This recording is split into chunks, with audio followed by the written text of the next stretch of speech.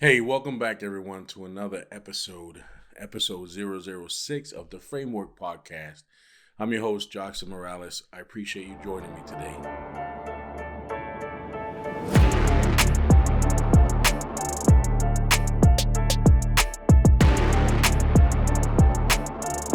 I appreciate you joining me today, episode 006 of the Framework Podcast. Again, I'm your host, Jackson Morales, and today's episode, I promise, will be short. Something that I want to hit upon that's still fresh in my mind. Um, I happen to be out and about, just running errands, and I started noticing that I was carrying myself a little different, a little confidence, not swag. I'm talking about confidence that's unshakable. Uh, and I attribute that to the work I've been putting in, and not only on the workouts. I'm talking about the work I've been putting in as a holistic approach in all aspects of my life and what my goals are. I'm trying to align everything to that, and it's producing fruit. And the reason I wanted to put out this episode today is because that fruit that it's producing is very small, and it comes in very small increments. And if we're not careful, we can A, not notice it, or B, easily dismiss it. And if we do either of those things, it's going to rob us quite potentially of the joy that we experience by going through that process. And I wanted to highlight that for you guys today because the fact of the matter is that if you're putting in the work and if you're focused solely on the goal or of achieving, that goal, you're going to miss on a lot because it doesn't matter what sport it is, before you get to the championship, you have a series of games and a ton more practices and able to even try to make it to the championship and then beat the other team that's been trying equally as hard. And that is a very important aspect of even entrepreneurship. If you're starting a business and you're expecting to go from 0 to 6, 7, 8 figures in a year, you've got it wrong. I mean, starting a business is hard. My wife and I, we run our own cleaning business company, Suds Buds Clean, shameless plug, but it's difficult. We spent a lot of hours building this business to where it's at today.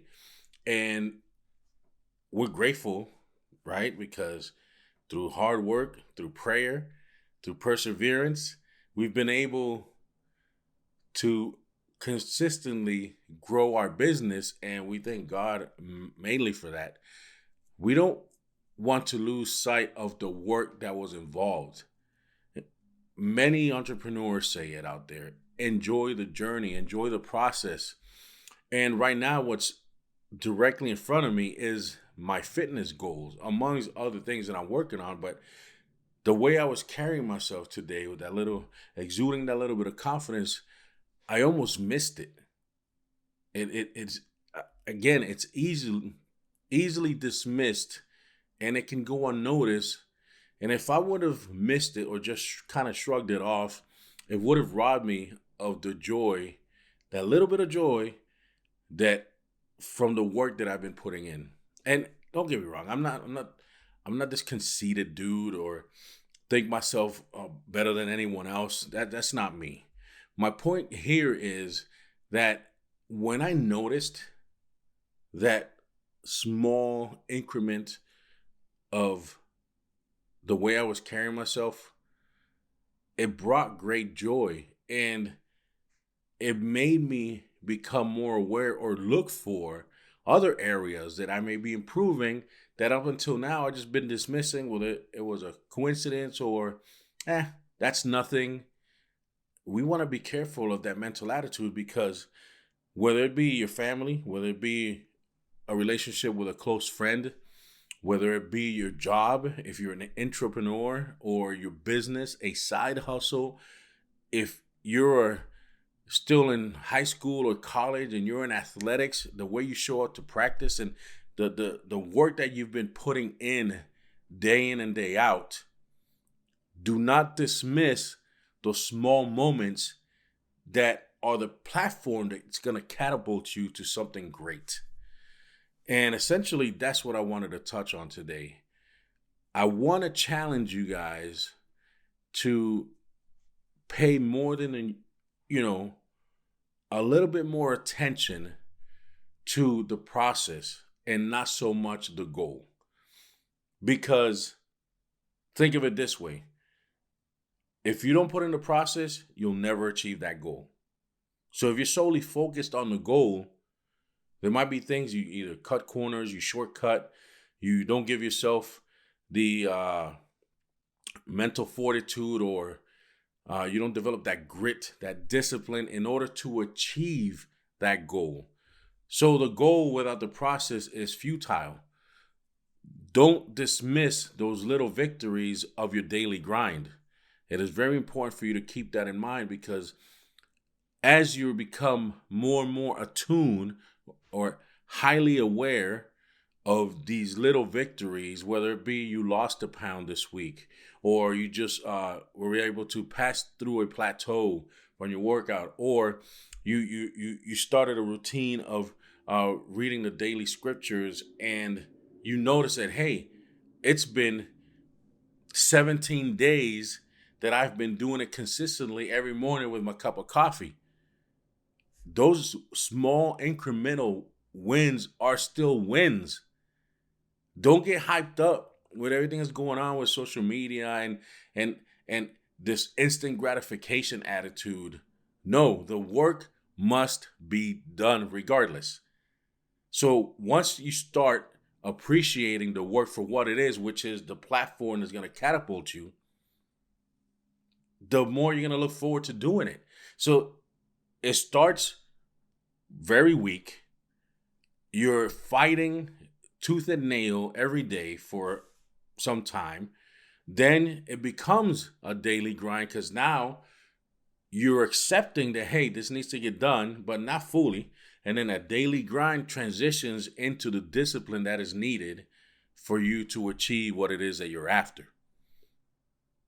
Now, if you're solely focused on the outcome, the end result of whatever it is you're chasing, you're not going to pay attention to the steps required to achieve that goal. And those steps are very important, because not only will they get you to your goal, a successful achievement of that goal, they start to mold you and they start to make you the person that you need to be. So when you reach that goal, you know how to use it to your maximum capabilities. Case in point, there's stories all over the place of people that play the lottery and they hit the jackpot, and they went from living in a double wide, in some trailer park or in the ghetto, or pick your brokenness, to instant millionaire, mega millionaire. Let's say they hit a $200 million jackpot. They have no idea what to do with all that money. They just know that it came in a rush. Now they're buying stuff, they're spending it, and they got 1,600 cousins that came out the woodwork. 14 of them had, were related to them by some other means. Like, you get my point. They have no idea where it came from, and now they're in this position that, hey, you can spend all this dough, and they do it freely without a care in the world, because they think that's an unlimited amount of money. Let me tell you something. In today's economy, $200 million is really not a lot. It might, depending on your age, you are not going to be able to live out your life with that amount of money, especially if you have poor spending habits. So if you're one of them that, fall into this windfall of money, you see it all the time. 5 years, 6, 7, 8 years, they're back to being broke. They're probably even in a more impoverished state than before they had the money, because now they got even worse habits. They want to maintain that lifestyle of all that money.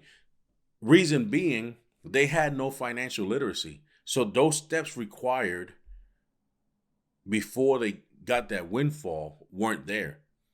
That's why they're so important. My focus, besides my spirituality and my family, is my fitness.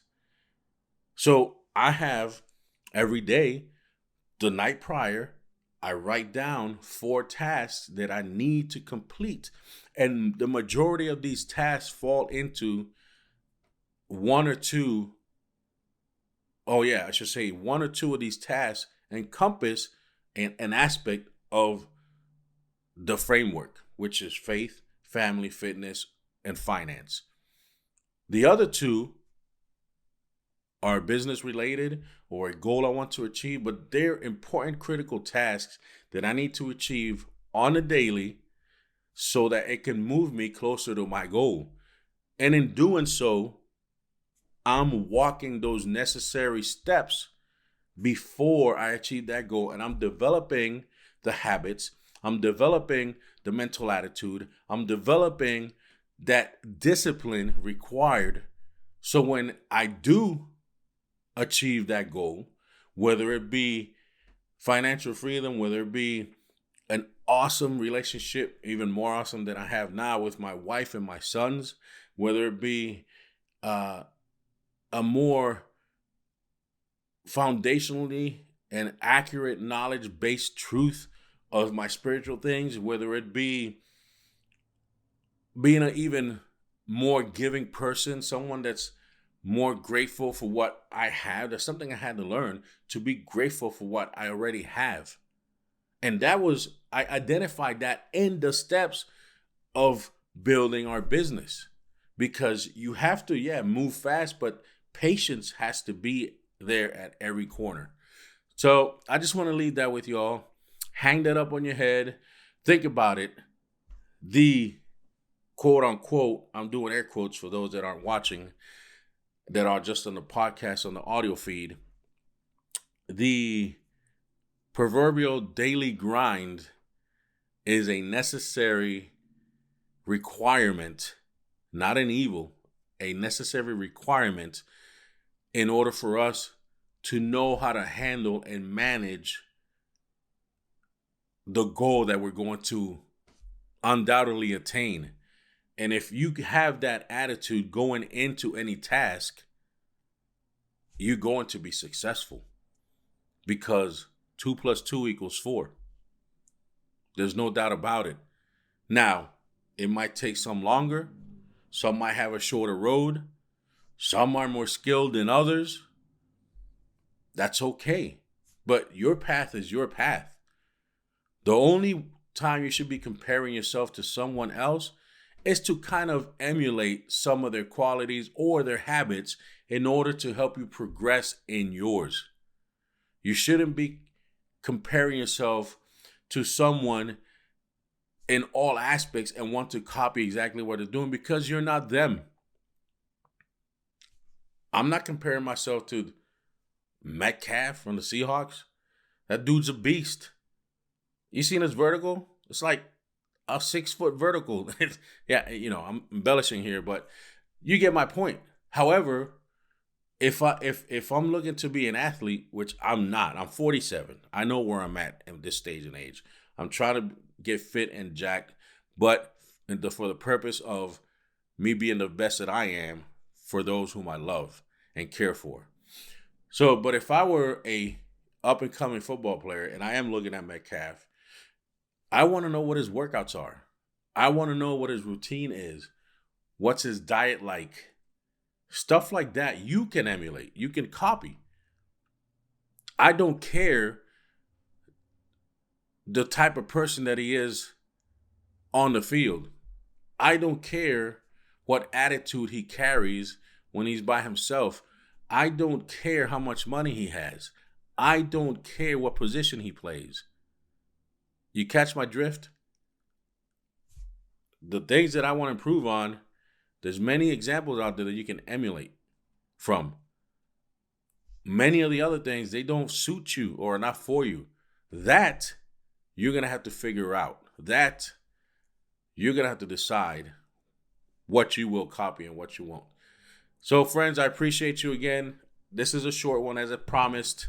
And I just wanted to hit that real quick because I had that on my mind today. And I was like, I had my podcast all written out on what I was going to speak about today, but I'll put that in another one. This is some information I thought would help you guys out, many of you.